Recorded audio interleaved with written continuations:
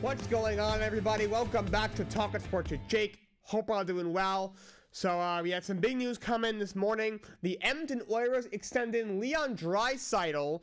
Draisaitl, of course, going into the last year of his contract this offseason. It was a big storyline heading into the NFL offseason, NHL offseason rather. We'll be talking some NFL, obviously, with the season right around the corner in a couple of days starting up. But Draisaitl gets locked up. We were always wondering, could they possibly trade him? You know, they don't want to lose him for nothing because he's one of the 5 best players in the league. You know, maybe use that money to spend on other areas of need on their team, maybe defensively or a net. But they got it done.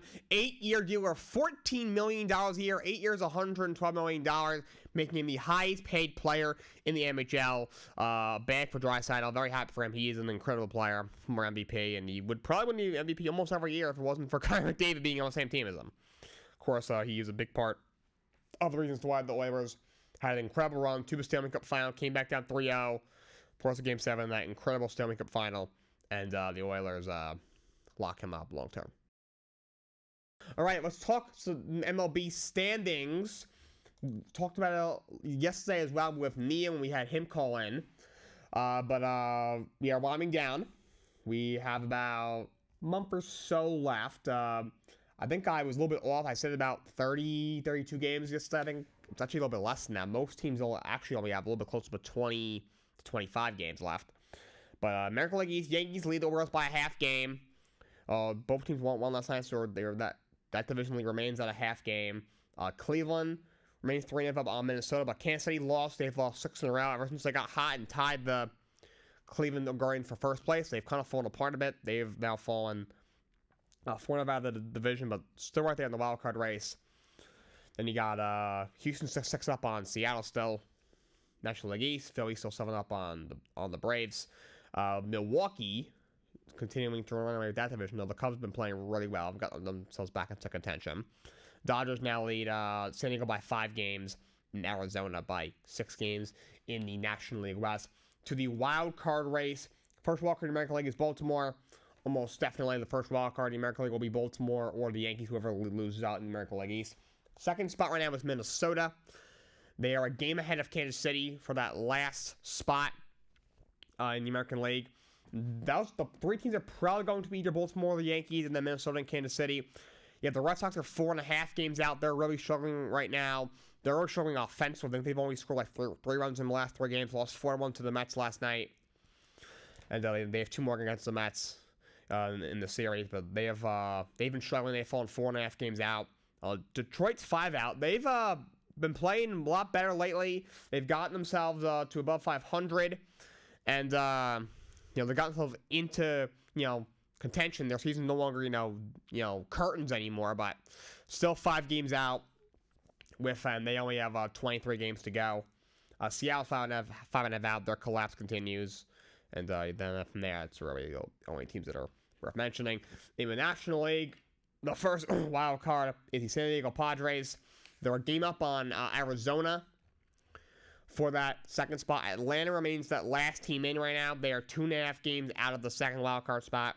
The Mets are only a half game out. Atlanta was off last night, but Mets pick up a win, so they're only a half game out. So the Mets, after they lose series to the Angels and the Athletics, were struggling. It looked like they were kind of done. You had fallen at one point, I think 4 games out, but you take care of business and sweep, but you you hold your own against San Diego. You get a split against San Diego, take 2 out of 3 from Arizona, and you sweep the White Sox. So my math is really bad, but that puts them at 4-3. So that means they've won 7 of their last 10, each of the last 5, and you pick up the win against Boston last night as well. They got a good outing from Luis Severino. And all of a sudden, they're only a half game out. It's been a crazy year for the Mets. You start off 0-5, look like an 100-loss team. Then you get hot. Alvarez, you're starting to making catcher goes down with the broken thumb. You fall apart. You were 11 games under 500 as we headed into June. Season looked like they were going to be over. They're going to solve their entire team.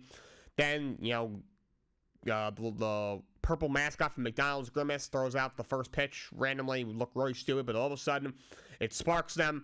They bring in Jose Iglesias. They call him up, and all of a sudden, a guy who we who hadn't really been good in a couple of years.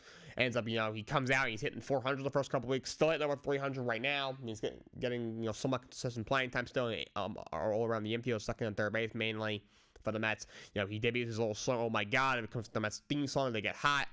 They were maybe the best team in the league for almost 2 months. But then they start struggling in August. They kind of fall out of the race a little bit. Then they get hot again heading into September.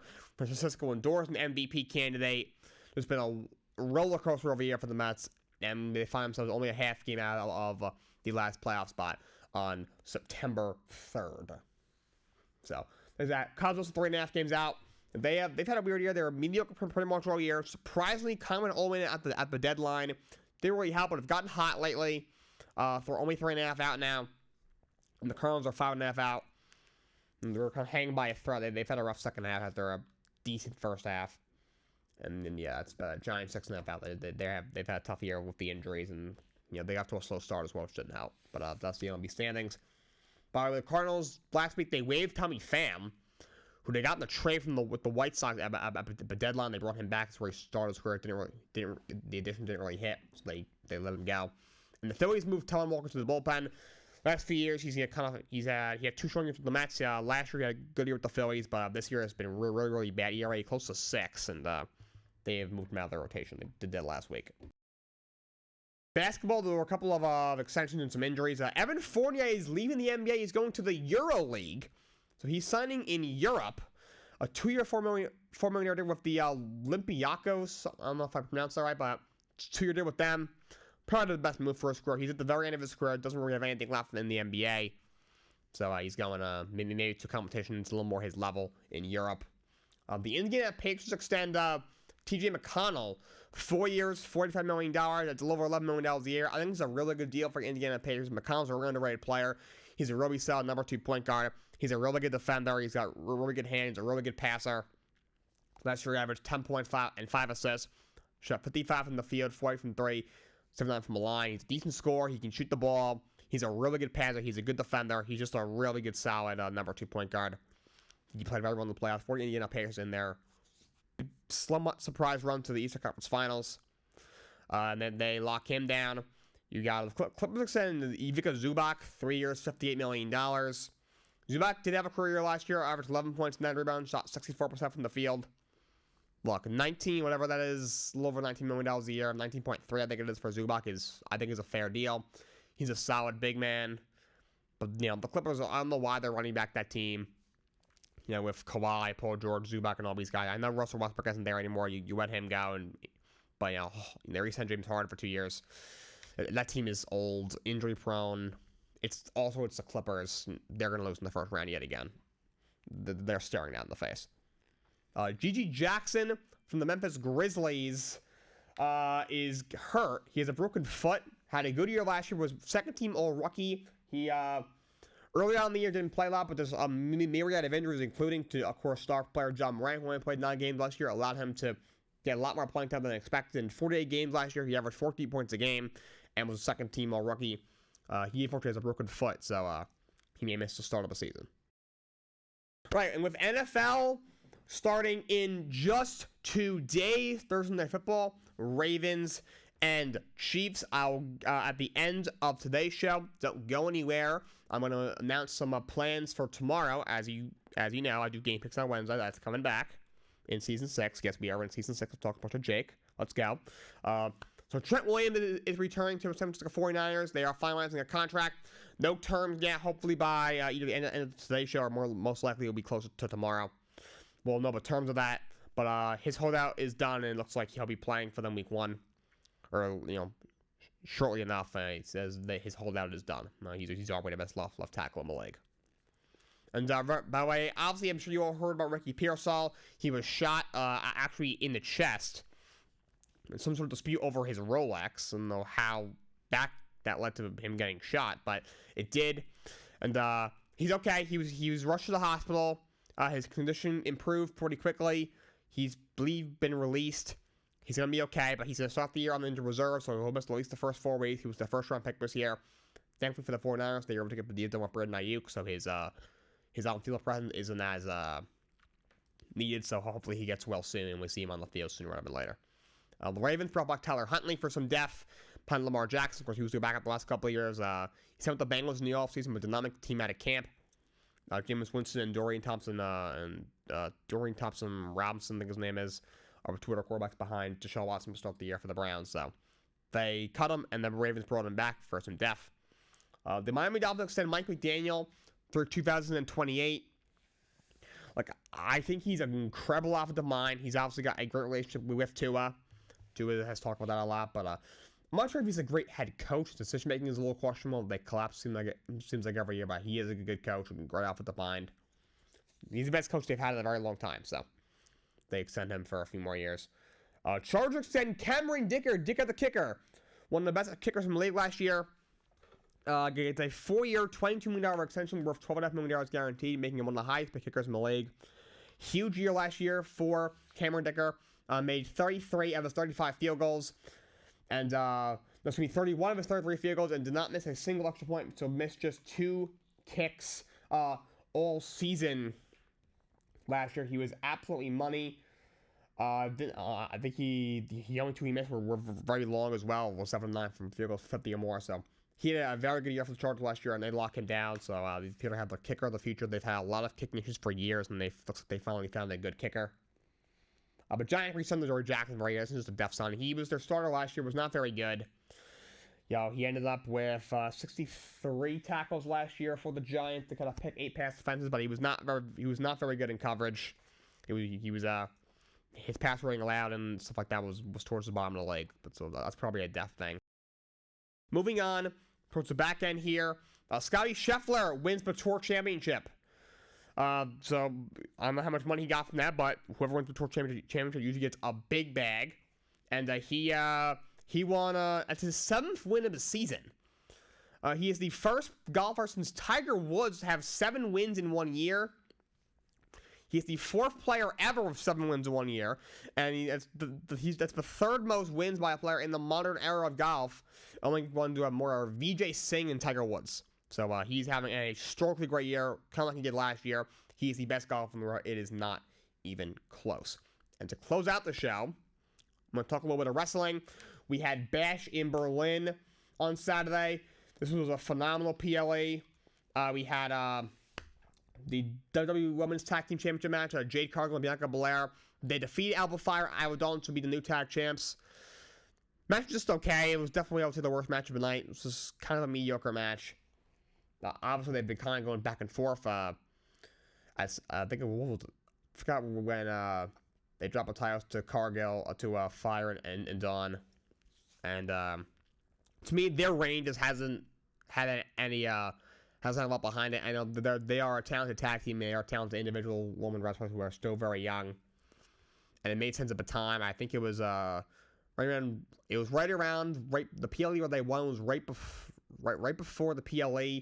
One of them, like, they lost their child, like, really sad. It was in their hometown, so it just made a lot of sense. Unfortunately, the reign just didn't really hit the way that people thought. So he's like, all right, I guess they decided, you know what? Isn't it? Let's give it back to Jade and Bianca. Playing, kind of hot potato with the titles is not, great. It's never something that's been ideal.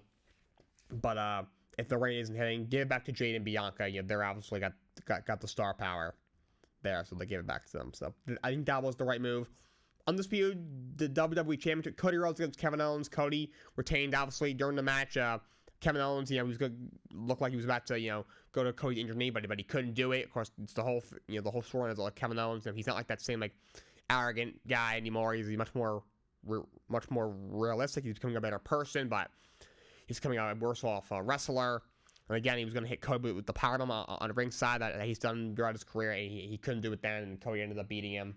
And of course, they hug after the match. There obviously appears to be a heel turn brewing. It's going to be very exciting. That was a very good match to kick off. Then you had a strap match between CM Punk and Drew McIntyre. CM Punk picks up the win, his first singles win in WWE in a decade. Incredible match. He got his bracelet back.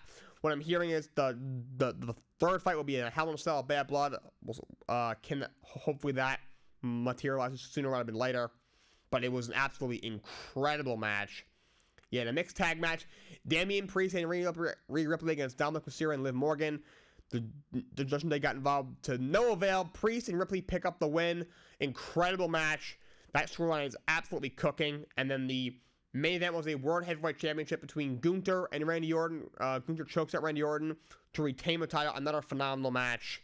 And show of respect after the match. I didn't expect that. That was very, very cool. Gunther is absolutely incredible. He's one of the, I think, 5 best wrestlers in the entire world. Honestly, that seemed like a passing of a torch. I think Gunther might be the next Randy Orton. The guy is an absolute stud. Extremely smooth in the ring. Very good in-ring guy. Incredible on the mic. He is a phenomenal heel. Perfect. His mic work is way underrated. He is just phenomenal. He sells well. The guy is just an absolute dog, and he's one of the best performers WWE's had, honestly, in a while. And he's going to have an incredible reign. The only 2 people I think that should beat him right now, or maybe either Dragunov, those 2 got around the back at some point. In NXT, they had some bangers when you saw it, remember a couple months ago at the King of the Ring where Gunther kind of stared him down. It's coming. Or I know maybe John Cena if you want to give him one more title reign, but that won't be until at least WrestleMania. Gunther is an absolute stud. That was an incredible match. But that's all I got for you guys today. So tomorrow we're gonna have some guests here. We should have a full house. Justin Nash may be helping me out. I'm gonna have a couple of guests actually you've never seen before. I'll introduce them tomorrow. I'm gonna keep you guys in suspense like I always like to do. So don't miss tomorrow. Till next time. So long. Have a great day.